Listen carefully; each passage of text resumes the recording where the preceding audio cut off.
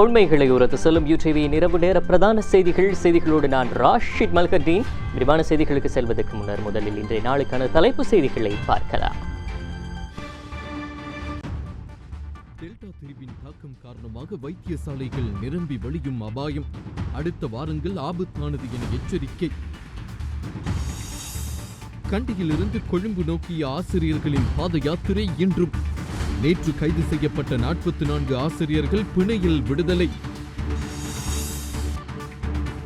கொரோனாவை பரப்புகிறதா எதிர்க்கட்சி? சூடான வாத பிரதிவாதங்கள். ஹிஷாலினி விடயத்தில் பக்க சார்பற்ற விசாரணையை மேற்கொள்ளுமாறு நாடாளுமன்ற உறுப்பினர் ரிஷாட் பதியுத்தீன் கோரிக்கை.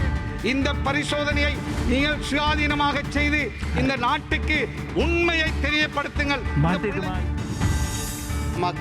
ஒலிம்பிக் போட்டிகளில் பதக்கம் வெல்ல அமைச்சர் நாமல் ராஜபக்ஷவின் நீண்டகால திட்டம் அறிமுகம். இவை எமது முதன்மை செய்திகள். விரிவான செய்திகளில் முதலில் உள்நாட்டு செய்திகளை பார்க்கலாம்.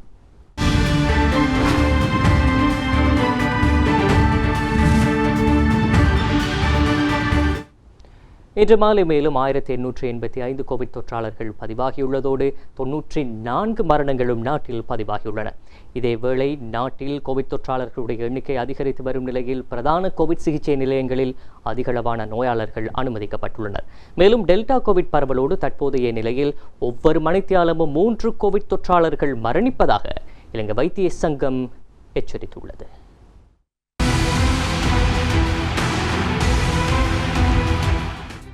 தினசரி பதிவாகும் கோவிட் தொற்றாளர்களுடைய எண்ணிக்கை 7வது நாளாகவும் 2000-ஐ தாண்டியுள்ளது.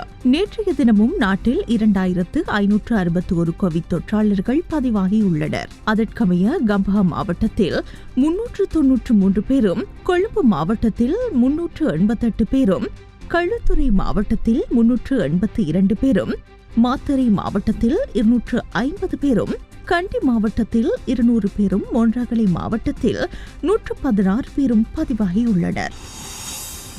இந்நிலையில் தினசரி கோவிட் தொற்றாளர்களின் எண்ணிக்கை அதிகரிப்பு காரணமாக கோவிட் சிகிச்சை மையங்களில் தொற்றாளர்களின் எண்ணிக்கை அதிகரித்துள்ளது. அதற்கமைய கொழும்பு தேசிய வைத்தியசாலை மற்றும் களுபோவிலை போதனா வைத்தியசாலைகளில் உள்ள கோவிட் சிகிச்சை நிலையங்களின் தற்போதைய நிலையை பார்க்கின்றீர்கள்.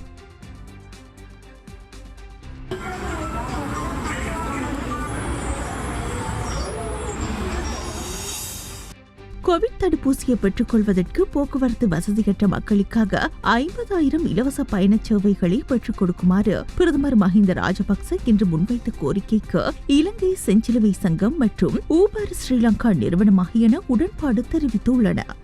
கொழும்பு, கம்பஹா, களுத்துறை மற்றும் கண்டி ஆகிய மாவட்டங்களில் கோவிட் சிகிச்சை பணிகளில் ஈடுபட்டுள்ள வைத்தியர்கள், தாதியர்கள் மற்றும் சுகாதார ஊழியர்களுக்காக இதுவரை செயற்படுத்தப்பட்டுள்ள இலவச போக்குவரத்து சேவை திட்டத்தின் முன்னேற்றம் குறித்து அறிவிக்கும் கூட்டம் இன்று அலரி மாளிகையில் இடம்பெற்றது.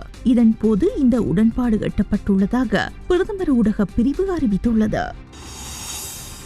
கோவிட் தடுப்பூசி செலுத்தும் பணிகள் நாடளாவிய ரீதியில் தொடர்ச்சியாக இடம்பெற்று வருகின்றன. இந்நிலையில் வவுனியாவில் அமைந்துள்ள ஆடை தொழிற்சாலைகளில் பணியாற்றுபவர்களுக்கு ராணுவத்தினரால் கடந்த மாதம் 5ஆம் தேதி சினோஃபார்ம் கோவிட் தடுப்பூசியின் 1வது டோஸ் ஏற்றப்பட்டது. அதற்குமேவாக சினோஃபார்ம் கோவிட் தடுப்பூசியின் 2வது டோஸ் இன்று ஏற்றப்பட்டது. அந்த வகையில் 3 முறிப்பு பகுதியில் அமைந்துள்ள ஆடை தொழிற்சாலை வளாகத்தில் ராணுவத்தினரும் சுகாதார பிரிவினரும் இணைந்து அங்கு பணியாற்றுபவர்களுக்கு தடுப்பூசிகளை ஏற்றியிருந்தனர்.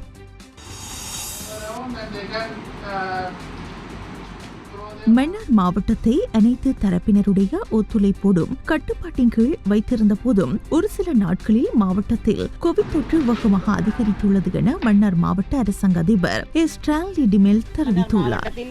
கடந்த சில நாட்களில் அதிகளவான நோய் தொற்றுள்ளவர்கள் அடையாளம் காணப்பட்ட சூழ்நிலையில் மன்னார் மாவட்டத்தை எல்லோருடைய ஒத்துழைப்போடும் மிகவும் கட்டுப்பாட்டிற்குள் வைத்திருந்தோம். ஆனால் இந்த ஒரு சில நாட்களில் மிக வேகமாக இந்த தொற்று அதிகரித்திருப்பது பொதுமக்கள் சுகாதார காட்டுதலை கடைபிடிப்பதில் தவறு இருக்கின்றார்களோ என்ற சந்தேகம் எங்களுக்கு ஏற்பட்டிருக்கின்றது. ஆகவே பொதுமக்கள் மீளவும் மிகவும் இறுக்கமாக இந்த சுகாதார நடைமுறைகளை கடைபிடிக்க வேண்டிய தேவை ஏற்பட்டிருக்கின்றது என்பதை நாங்கள் இன்றைய தினம் ஆராய்ந்திருக்கின்றோம். இலங்கை முழுவதிலும் தற்போது கொரோனா நோயானது மிக தீவிரமாக பரவி வருகின்றது. வடமாகாணத்திலும் ஆகஸ்ட் மாதத்திலே 521 தொற்றாளர்கள் இனம் காணப்பட்டிருக்கின்றார்கள். நேற்று மட்டும் வடமாகாணத்திலே 128 பேர் அடையாளம் காணப்பட்டிருக்கின்றார்கள். வடமாகாணத்திலே இதுவரைக்கும் 187 இறப்புகளும் ஏற்பட்டிருக்கின்றன. இலங்கை முழுவதிலும் தற்போது இறப்பு விகிதமும் அதிகரித்து செல்கின்றது. இந்த கொரோனா தொற்றால் இறக்கின்றவர்கள் மத்தியிலே பெரும்பாலானவர்கள் இதுவரை தடுப்பூசியை பெற்றுக்கொள்ளாதவர்களாகவே காணப்படுகின்றார்கள். இந்த நிலையிலே இலங்கையிலே, எமது நாட்டிலே, எமது பிரதேசத்திலே இந்த தொற்று நோயின் பரம்பலை கட்டுப்படுத்தவும் இறப்புகளை தடுப்பதற்கும் எங்களிடம் 3 வழிகளே இருக்கின்றன. முதலாவது, பொதுமக்கள் அத்தியாவசிய தேவைகளின்றி ஒன்று கூடுவதை குறைத்து கொள்ள வேண்டும். அவசியமற்ற ஒன்று கூடல்கள், விழாக்களை தவிர்த்து கொள்ள வேண்டும், நல்ல போட்டுக் கொள்ள வேண்டும். அவசியமின்றி வீடுகளை விட்டு வெளியே வருவதை தவிர்த்து கொள்ள வேண்டும். நேற்றைய தினம் நாட்டில் 82 கோவிட் மரணங்கள் பதிவாகியுள்ளன. இதற்கமைய மொத்த கோவிட் மரணங்களுடைய எண்ணிக்கை நேற்றைய தினம் வரையில் 4727 அமைந்திருந்தது. පැයකටම 3 දෙනෙක් වැනි ප්‍රමාණයක් මිය යනවා. අන්න එහෙම හිතලා බලන්න ඩෙල්ටා වේරියන්ට් එකෙන් ඇතිවෙන බලපෑම. நாட்டில் தற்போதைய நிலைக்கு அமைய ஒவ்வொரு மணித்தியாலமும் 3 கோவிட் தொற்றாளர்கள் மரணிக்கின்றனர். டெல்டா வைரஸ் திரிபோடு இந்த அதிகரிப்பு ஏற்பட்டுள்ளது. தினசரி கண்டறியப்படும் கோவிட் தொற்றாளர்களுடைய எண்ணிக்கை சரியான பெருமானமாக அமையாது. உண்மையான நிலவரம் இதனை விட அதிகரித்து காணப்படலாம். தற்போதைய நிலையில் கோவிட் தடுப்பூசி செலுத்தும் வேலை திட்டம் துரிதமாக நடைபெற்றாலும் இதனூடாக பாதுகாப்பு பெறுவதற்காக காலம் எடுக்கின்றது. எனவே வைரசுக்கும் தடுப்பூசிக்கும் இடையில் இருக்கும் போட்டியில் நாம் வெற்றி பெற வேண்டுமாக இருந்தால் குறுகிய காலத்திற்கு பயண கட்டுப்பாடுகளை தீர்வாக அமையும், அல்லது தனிநபர்கள் தங்களுடைய சுய பயண கட்டுப்பாடுகளை விதித்துக் கொள்ள வேண்டும்.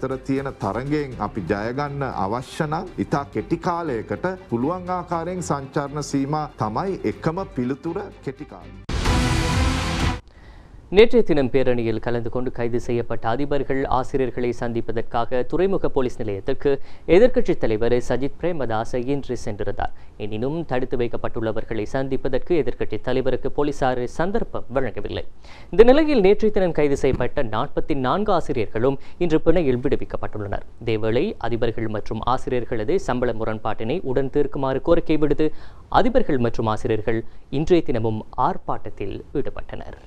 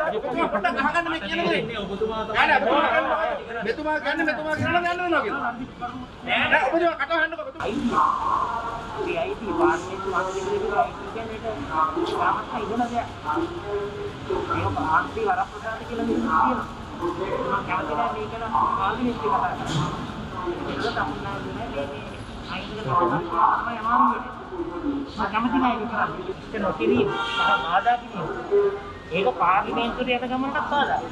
මම නෑ මම කොහොම හරි කතා කරලා මට අවස්ථාව ලබා දුන්නා. පක්ෂ නායකවරයාම මේ රජයේ ඉඳලා හරියට මම අද උදෑසනම පැමිණියා ඒ අත්අඩංගුවට ගත් කට්ටියගේ කරුණු කාරණා තොරතුරු දුකසැප හොයලා බලන්න. ඒක රටේ විපක්ෂ නායකවරයා හැටියට එවන විට මගේ අයිතිය සම්පූර්ණයෙන්ම උල්ලංඝනය වෙලා තිබෙනවා. எனது உரிமை முற்றாக மீறப்பட்டுள்ளது.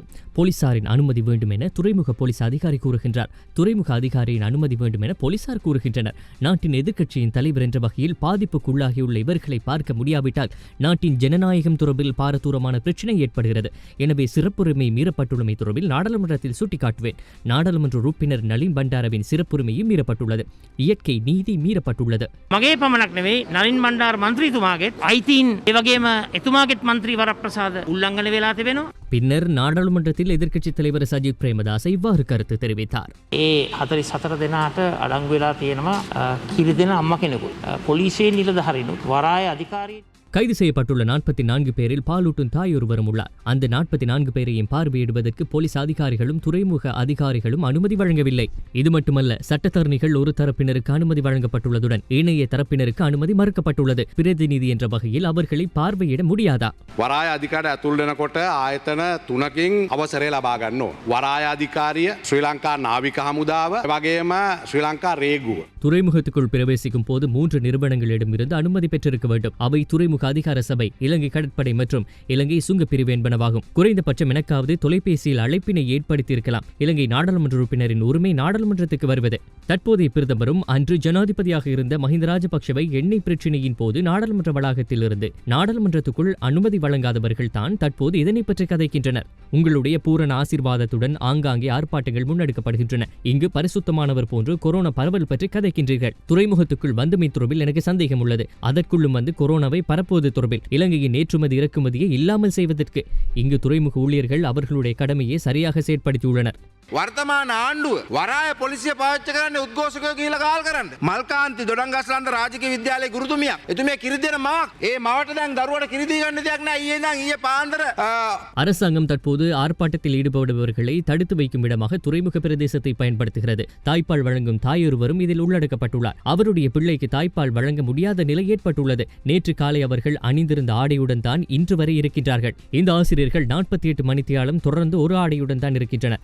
இவ்வாறு போலீஸ் மாதிபரின் மனைவிக்கு இருக்க முடியுமா? நாங்கள் சென்று ஆடைகளை வழங்குவதற்காக சென்றிருந்தோம். ஆனால் அதனை வழங்குவதற்கு அனுமதி மறுக்கப்பட்டுள்ளது. நன்றாக நினைவில் வைத்துக் கொள்ளுங்கள், நாட்டில் 2,60,000-க்கும் அதிகமான ஆசிரியர்கள் உள்ளனர். இவர்களில் 20% கூட எமக்கு வாக்களிக்கவில்லை. பெரும்பான்மையானவர்கள் அரசாங்கத்துக்கு வாக்களித்தார்கள். நீங்கள் தவறான இடத்தில் கை வைத்துள்ளீர்கள். දැන් ආණ්ඩුව කරන්න හදන්නේ මොකද්ද? තමන්ගේ බැරිකම වහගන්න, තමන්ගේ කාලකන්ණි වැරද්ද වහගන්න, ඒ වැරද්ද ගුරුවරු පිට පවරන්න හදනවා. ගුරුවරුන් இந்த அரசாங்கம் தற்போது தனது இயலாமையை மறைப்பதற்கு ஆசிரியர்களின் தலையில் சுமத்த முற்படுகின்றனர். ஆசிரியர்களை இவ்வாறான நிலைக்கு கொண்டு வந்தவர்கள் யார்? இந்த நிலைமைக்கான காரணம் என்ன? நீங்கள் ஆசிரியர்களின் உண்மையான கோரிக்கைகளுக்கு செவிசாய்க்கவில்லை.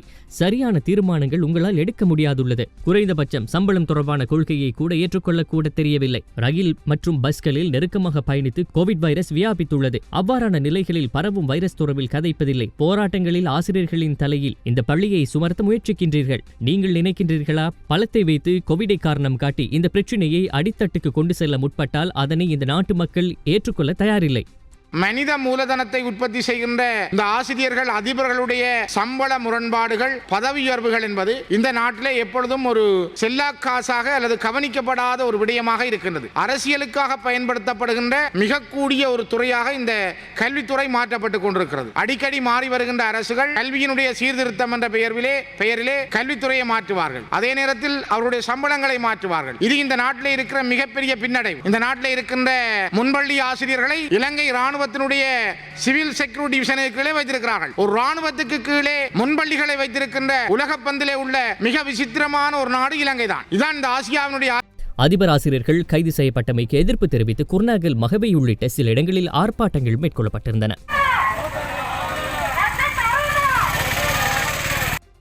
இதேவேளை 24 வருட கால தீர்க்கப்படாத அதிபர்கள் மற்றும் ஆசிரியர்களது சம்பள முரண்பாட்டை உடன் தீர்க்குமாறு கோரி அதிபர்கள் மற்றும் ஆசிரியர்களால் ஆரம்பிக்கப்பட்ட ஆன்லைன் கல்வி பணி புறக்கணிப்பு இன்று 24வது நாளாகவும் தொடர்கிறது. இதேவேளை இந்த போராட்டங்களுக்கு இன்னும் பலம் சேர்க்கும் விதமாக கண்டி நகரிலிருந்து கொழும்பு வரை பாரிய பாத யாத்திரை ஒன்று நேற்று ஆரம்பமாகியது. இந்த நிலையில் இன்று காலை மாவனெல்லை நகரில் இருந்து குறித்த பாத யாத்திரை ஆரம்பமானது. இந்த பாத யாத்திரையை நிறுத்துமாறு கோரி கேகாலை போலீசாரினால் கேகாலை நீதிமன்றத்தில் கோரியிருந்த போதிலும் நீதிமன்றத்தினால் அது நிராகரிக்கப்பட்டிருந்தது.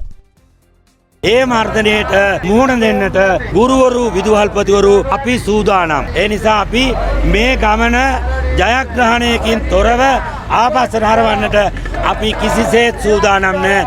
அரசாங்கம் தீர்வுக்கு பதிலாக அடக்குமுறையை மேற்கொள்கின்றது. நாங்கள் தெளிவான ஒன்றை கூறுகின்றோம். தீர்வு கிடைக்காமல் எமது பயணம் ஓயாது. குறித்த ஆர்ப்பாட்டம் எதிர்வரும் 9ஆம் தேதி கொழும்பை வந்தடையவுள்ளது. நைட்ரஜன் சேதன பசலையை செப்டம்பர் 15ஆம் தேதியின் பின்னர் நாடளாவிய ரீதியில் உள்ள விவசாய மத்திய நிலையங்களுக்கூடாக விநியோகிக்கவுள்ளதாக விவசாய திணைக்களத்தின் பணிப்பாளர் நாயகம் அஜந்த் டி சில்வா தெரிவித்தார். ஜனாதிபதி ஊடக மையத்தில் நடைபெற்ற ஊடக சந்திப்பில் கருத்து தெரிவிக்கும் போதே அவர் இதனை தெரிவித்தார். அண்மையில் அங்குரார்ப்பணம் செய்து வைக்கப்பட்ட ஜனாதிபதி ஊடக மையத்தில் விசேட ஊடக சந்திப்பொன்று இன்று இடம்பெற்றது. தேசிய விவசாய கொள்கையை அடுத்த மாதம் வெளியிடப்படும் எனவும் இந்த ஊடக சந்திப்பில் அறிவிக்கப்பட்டுள்ளது. පොහොර රසායනික පොහොර ආනයනය නවත්තන්න අවශ්‍යයි කියලා ප්‍රතිපත්තිමය තීරණයක් ගත්තාම நைட்ரஜன் சேதன பசலையை செப்டம்பர் 15ஆம் தேதியின் பின்னர் நாடளாவிய ரீதியில் உள்ள விவசாய மத்திய நிலையங்களின் ஊடாக விநியோகிக்கவும், இதேவேளை சேதன பசலை பயன்பாடு தொடர்பில் விவசாயிகளை தெளிவுபடுத்தும் வேலை ஆரம்பிக்கப்பட்டுள்ளது. ක්ලාසිෆයි කරන විදිහ නැත්නම් ඒක සංකේත වලින් තමයි මේවා කරන්නේ. இரசாயன உர இறக்குமதி மற்றும் உர நிவாரணத்துக்கான ஒதுக்கப்பட்டுள்ள 56 மில்லியன் ரூபாய் சேதன பசலைக்காக பயன்படுத்தப்பட உள்ளதாகவும் தேவை ஏற்படின் குறை நிரப்பு பிரேரணை மூலம் நிதி ஒதுக்கப்படும். ஹிஷாலினி விடயத்தில் பக்கசார்பற்ற விசாரணையை மேற்கொள்ளுமாறு நாடாளுமன்ற உறுப்பினர் ரிஷாட் பதியுதீன் கோரிக்கை முன்வைத்துள்ளார். ஹிஷாலினியின் மரணமானது தம்மையும் தமது குடும்பத்தினரையும் மிகவும் வேதனைக்குட்படுத்தியுள்ளதாகவும் அவர் மேலும் தெரிவித்தார். ஹிஷாலினியின் மரணம் தொடர்பில் நாடாளுமன்றத்தில் விளக்கமளிக்கும் போதே அவர் இதனை தெரிவித்தார். எவ்வாறான வேதனையும் துன்பமும் எங்களை ஆட்படுத்தியதோ அதே போல வேதனை இந்த சகோதரியுடைய இஷாலினுடைய மரணம் எங்களுடைய குடும்பத்துக்கு ஏற்படுத்தி இருக்கிறது. 16 வயது பூர்த்தியடைந்த பின்னர் தான் எங்களுடைய வீட்டிலே பணிக்காக ஒரு புரோக்கர் ஊடாக வந்தார். அவர் வருகின்ற பொழுது அவருடைய தாயாரோ அல்லது குடும்ப உறவினர்களோ வந்து எந்த வீட்டுக்கு வேலைக்கு வந்திருக்கிறார், அங்கே இந்த பிள்ளையுடைய தங்குமட வசதியோ அல்லது வேறு விஷயங்களோ எவ்வாறு உள்ளது என்று எதுவும் பார்க்கவில்லை. என்றாலும் 7 தர 6 அதாவது அறை, அதற்கு அருகிலே இன்னொரு அட்டாச் பாத்ரூம், தனிப்பட்ட முறையில் அவர் வாழ்வதற்கான அந்த சூழலையும் ஏற்படுத்திய ஒரு ஒழுங்கான கட்டமைப்போடு வீட்டு ஏற்பாட்டை நாங்கள் செய்து கொடுத்திருக்கிறோம். நல்ல பண்பான பிள்ளையாக இருந்தார். நாங்கள் உண்ணுகின்ற உணவைத்தான் அந்த பிள்ளைக்கு கொடுத்தோம். அந்த பிள்ளையை எங்களுடைய பிள்ளை போல என்னுடைய மனைவியும் என்னுடைய மாமியார் உட்பட என்னுடைய குடும்பத்தினர் பரிமாளித்தார்கள். அந்த தாயார் 3ஆம் தேதியிலிருந்து 15ஆம் தேதி வரை வைத்தியசாலைக்கு இடைக்கடை வந்து போகின்ற பொழுதெல்லாம் மிகவும் அன்பாக பண்பாக என்னுடைய மனைவியோடு பேசி அன்றைய நேரத்திலே ஊடகங்களுக்கு சரியான அறிக்கைகளை விட்ட தாயாரை இந்த மரணம் நடந்த பிறகு அரசியல் வங்குரோத்துள்ள ஒரு சிலரும் ஊடக விபச்சாரம் செய்கின்ற ஒரு சில ஊடக விபச்சாரிகளும் சேர்ந்து அவரையும் பிழையாக வழிநடத்தி இந்த பிள்ளையுடைய தாயையும் அவருடைய சகோதரர் உறவினர்கள் பிழையான பாதையிலே சாப்பாடு தரவில்லை. அந்த பிள்ளையை நாய்க்கூட்டுக்குள்ளே போட்டார்கள். அது இல்லை, இது இல்லை, அப்படியெல்லாம் இல்லை என்றெல்லாம் பிழையான தகவல்களை சொல்லி இருப்பதை நான் பார்த்து மிக வேதனைப்படுகிறேன். என்னுடைய மனைவி மிக பண்பான ஒருவர், தன்னுடைய பிள்ளையை போல மற்றவரை பார்க்கின்ற பண்பு கொண்டவர். நான் செய்ததையெல்லாம் சொல்லிக்காட்ட விரும்பவில்லை. அந்த தாயாருக்கு வேதனை இருக்கும். அந்த தாயாருடைய வேதனையிலே நாங்கள் பங்கு கொள்கிறோம். அந்த குடும்பத்துடைய வேதனையிலே நாங்கள் பங்கு கொள்கிறோம். ஆனால் அவர்களை ஒரு சிலர் பிழையாக வழிநடாத்துகிறார்கள். எந்த ஒரு அசிங்கமான வேலையும் என்னுடைய வீட்டிலே நடைபெறவில்லை என்பதை பொறுப்புணர்வோடு இந்த சபையிலே நான் சொல்லிக்கொள்ள விரும்புகின்றேன். தங்களுடைய ஊடகத்துக்கு தினமும் தலைப்புச் செய்தி தேவை என்பதற்காக பிழையாக வழிநடத்தி வந்ததை நான் பார்த்து மிக வேதனைப்படுகிறேன். எனவே அவருடைய மரணத்துக்கு தூய்மையான விசாரணை நடைபெற வேண்டும். அமைச்சர் சரத் வீரசேகர் அவர்கள் இங்கு இருக்கிறார். அவரிடத்திலே நான் வேண்டுகோள் விடுக்கின்றேன். ஒரு பரிபூரணமான விசாரணையாக அது இருக்க வேண்டும். எந்தவித சார்பற்ற இண்டிபெண்டன்டான ஒரு விசாரணையாக அது அமைய வேண்டும். அவருடைய மரணத்திலே சந்தேகம் அதாவது இருக்கக்கூடாது. அவனுடைய மரணத்துக்கு யார் காரணமோ, என்ன காரணமோ, எவ்வாறு நடந்தது என்பதை கொழும்பு சிசிடி அதாவது சிசிடி போலீசினர், பொருள போலீசினர், அரச பகுப்பாய்வு திணைக்களத்தினர், இன்னொரு என்ன சிசிடிவி பிரிவினர் என்று எல்லோரும் வந்து செய்கிறார்கள். இன்னும் எங்களுடைய குடும்பத்துக்கு அநியாயம் செய்யுங்கள் என்று ஒரு சிலர் வேண்டுகிறார்கள் என்றால் மிஞ்சி இருக்கின்ற 2 சின்ன பிள்ளைகளையும் தான் கொண்டு போய் சிறையில் அடைக்க வேண்டும். இந்த நாட்டிலே இந்த 1.5 வருஷங்களாக அரசியல்வாதிகளிலே ஆக கூடுதலான துன்பத்தை அனுபவித்தவனாக நான் இருக்கிறேன். ஆக கூடுதலான துன்பத்தையும் கஷ்டத்தை அனுபவித்த குடும்பமாக எனது குடும்பம் இருக்கிறது. நீதி வேண்டும், அவருடைய குடும்பத்துக்கு நீதி வேண்டும். அதிலே நான் உளப்பூர்வமாக எங்களால் முடிந்த முழு ஒத்துழைப்பை நானும் எனது குடும்பமும் தருகிறோம். இதுவரை நாங்கள் கொடுத்து கொண்டுதான் இருக்கிறோம். இனியும் இன்ஷா அல்லாஹ் நாங்கள் தருவோம். 2 கோடிக்கும் அதிகமானவர்கள் வாழும் இலங்கையிலிருந்து டோக்கியோ ஒலிம்பிக் 2020 விளையாட்டு விழாவில் இலங்கை சார்பில் 8 வீரர்கள் மட்டுமே பங்கு பற்றியதோடு இலங்கைக்கு ஒரு பதக்கத்தை கூட பெற்றுக்கொள்ள முடியவில்லை. இந்த விடயம் குறித்து விளையாட்டுத்துறை அமைச்சர் நாமல் ராஜபக்ஷவிடம் நாடாளுமன்றத்தில் கேள்விகள் எழுப்பப்பட்டன. அடுத்த ஒலிம்பிக் போட்டிகளில் பதக்கங்களை வெற்றி கொள்ள எதிர்வரும் 15 வருடங்களை இலக்காக கொண்டு விளையாட்டு வீரர்களுக்கு பயிற்சி வழங்கும் நடவடிக்கைகள் ஆரம்பிக்கப்பட்டுள்ளதாக அமைச்சர் நாமல் ராஜபக்ஷ இதன் போது பதில் வழங்கினார். டோக்கியோ 2020 ஒலிம்பிக் விளையாட்டு விழாவில் இலங்கையிலிருந்து 8 வீரர்கள் பங்கு பற்றினாலும் இலங்கைக்கு ஒரு பதக்கத்தை கூட பெற்றுக்கொள்ள முடியவில்லை. இதில் 3 வீரர்கள் சர்வதேச போட்டியாளர்களுக்கு சமமாக தங்கள் போட்டி நிறைவு நேரத்தை பதிவு செய்ததால் ஒலிம்பிக் போட்டிகளில் பங்கு கொள்ள தகுதி பெற்றனர். ஏனைய 5 வீரர்களும் போட்டிகளின் சுற்று அடிப்படையிலேயே தகுதி பெற்றிருந்தமை விசேட அம்சமாகும். 8 போட்டியாளர்கள் ஒலிம்பிக் களத்துக்கு வந்தாலும் ஒரு பதக்கத்தை கூட இலங்கை வீரர்களால் வெல்ல முடியாமல் போனது. இந்த விடயம் குறித்து விளையாட்டுத்துறை அமைச்சர் நாமல் ராஜபக்ஷவிடம் நாடாளுமன்ற உறுப்பினர் சமிந்த விஜய் சிறிவினவினர். ஒலிம்பிக் பார்க்கும்போது எங்களுக்கு கவலையாக உள்ளது, உங்களுக்கும் அப்படித்தான் இருக்கும். ஒலிம்பிக் போட்டிகளில் வெற்றி கொள்ளக்கூடிய வகையில் ஏதும் எதிர்கால திட்டங்களை நீங்கள் உருவாக்கியுள்ளீர்களா?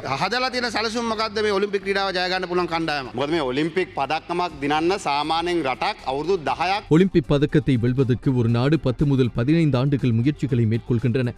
ஆனால் எங்கள் நாட்டில் கால அட்டவணைப்படி 6 மாதங்களுக்கு ஒருமுறை இந்த திட்டங்கள் மாறுகின்றன.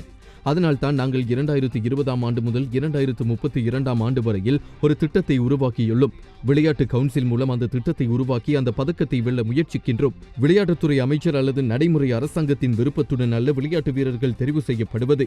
IAA நிறுவனம் மூலம் ஏற்றுக்கொள்ளப்பட்ட சர்வதேச வீரர்களுக்கு சமமாக தங்கள் போட்டி முடிவு நேரத்தை பதிவு செய்கின்ற வீரர்களை தெரிவு செய்யப்படுகின்றனர். அப்படி நேரடியாக 3 பேர் மட்டுமே தெரிவு செய்யப்பட்டுள்ளனர். ஏனையவர்கள் வைல்ட் கார்டு மூலமாகவே தெரிவு செய்யப்பட்டுள்ளனர். ஒலிம்பிக் போட்டியை இலக்காக கொண்ட நீண்டகால செயற்திட்டம் ஒன்று முன்னெடுக்கப்படுகிறது. இதில் தடகள விளையாட்டுகள் மட்டுமல்ல பல விளையாட்டுகள் குறித்து நாம் அவதானம் செலுத்தியுள்ளோம். நாங்கள் அப்படியான வீரர்கள் பலரை வெளிநாடுகளுக்கு அனுப்பி பயிற்சிகளை மேற்கொள்ள முடிவு செய்துள்ளோம். இப்பொழுது 5 வீரர்கள் வெளிநாடுகளில் பயிற்சிகளை மேற்கொண்டு வருகின்றனர்.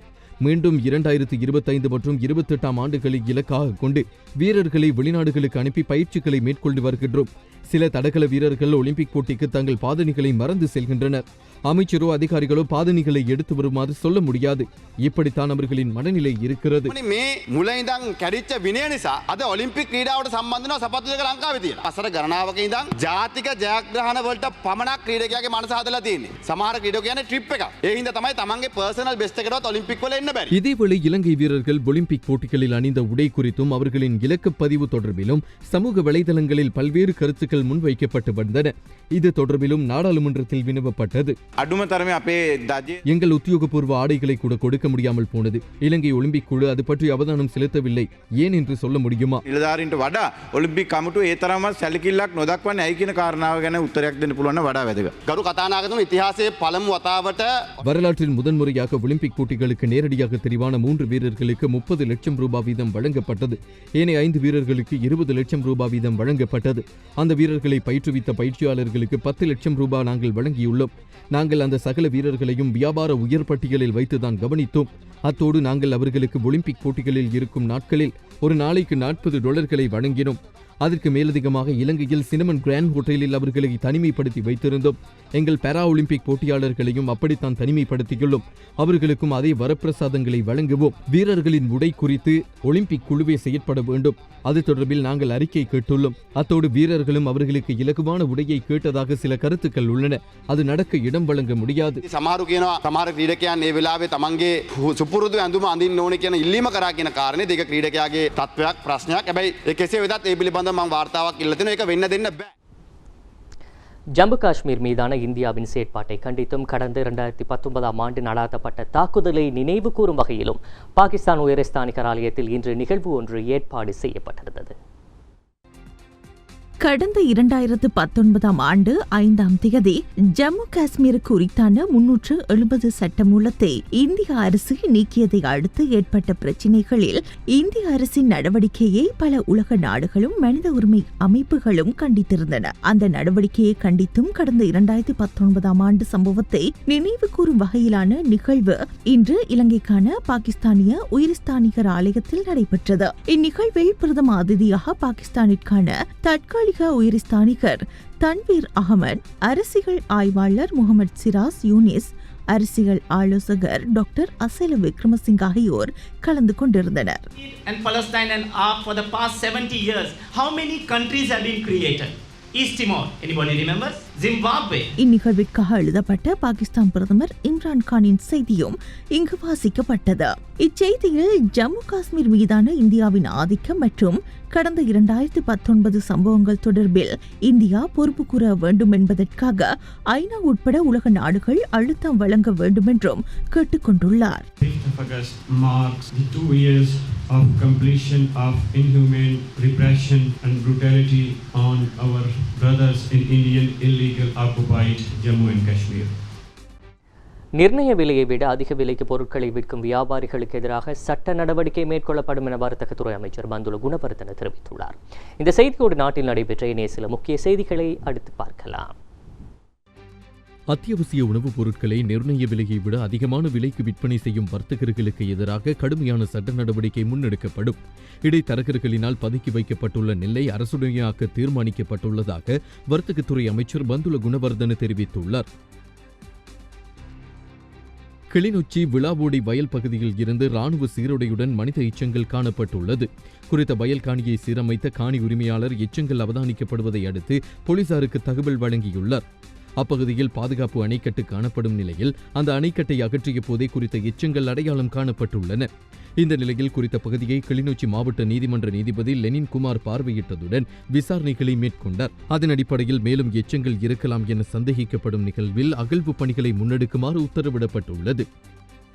சகல அரசு உத்தியோகத்தர்களையும் சேவைக்கு அழைத்துள்ளமை தொடர்பில் வெளியிடப்பட்டுள்ள சுற்று நிருபத்தில் கர்ப்பிணி தாய்மார், பாலூட்டும் தாய்மார், சிறு குழந்தைகளை உடைய தாய்மார் மற்றும் நாட்பட்ட நோயால் பாதிக்கப்பட்டுள்ளவர்களுக்கு சலுகைகளை வழங்குவதற்கு உரிய தரப்பினருக்கு பரிந்துரைக்குமாறு அபிவிருத்தி உத்தியோகத்தர் சேவை சங்கம் இலங்கை மனித உரிமைகள் ஆணைக்குழுவில் முறைப்பாடு அளித்துள்ளது. மட்டக்களப்பு கோரளைப்பற்று தெற்கு கிரான் பிரதேச செயலாளர் பிரிவின் கல்கேணி எனும் வயற் பிரதேசத்தில் காட்டு யானையின் தாக்குதலுக்குள்ளாகி குடும்பஸ்தர் ஒருவர் உயிரிழந்துள்ளதாக வாழைச்சேனை போலீசார் தெரிவித்துள்ளனர். நேற்று மாலை 6 மணியளவில் இந்த சம்பவம் இடம்பெற்றுள்ளது. இந்த சம்பவத்தில் பொட்டுக்குளம் வாகனேரி கிராமத்தைச் சேர்ந்த 6 பிள்ளைகளின் தந்தையே இவ்வாறு உயிரிழந்துள்ளார். வலிமை போன்று வயல்வேலைகளை முடித்துவிட்டு தமது இருப்பிடம் நோக்கி துவிச்சக்கர வண்டியில் பயணித்துக் கொண்டிருந்த சந்தர்ப்பத்திலேயே யானை தாக்குதலுக்குள்ளாகியுள்ளதாக தெரிவிக்கப்படுகிறது. நடுவில் யூடியூபி நிறைவு நேர பிரதான செய்தி அறிக்கையை நிறைவுக்கு கொண்டு வருகிறோம். எமது அடுத்த பிரதான செய்தியை நாளை இரவு 7:30 எதிர்பாருங்கள். தொடர்ந்தும் யூடியூபி நிகழ்ச்சிகளோடு இணைந்திருங்கள்.